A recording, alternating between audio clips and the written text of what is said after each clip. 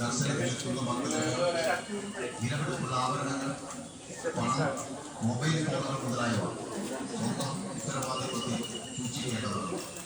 കിഴക്കേ ഗോപുരത്തിന്റെ പ്രധാന വഴിപാടുകളായ താമരമാല, നെയ്വിളക്ക്, നെയ്ക്കിണ്ടി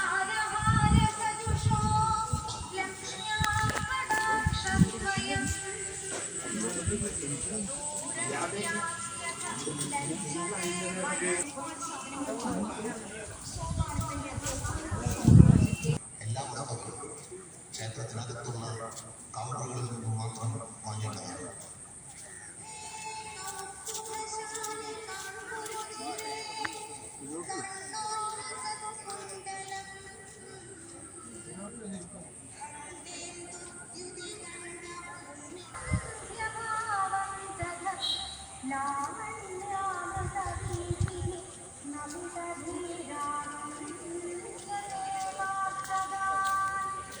പവിത്രമായ പുണ്യബലി തീർത്ഥം മലിനമാക്കാതിരിക്കാൻ എല്ലാ ഭക്തജനങ്ങളും പ്രത്യേകം ശ്രദ്ധിക്കേണ്ടതാണ്.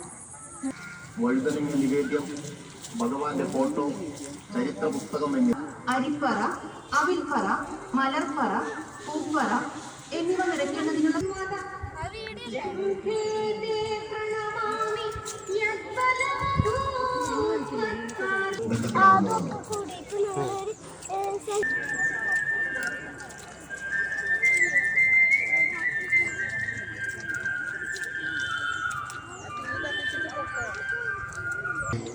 ചതുർധാമ ദർശനം പോലെ കേരള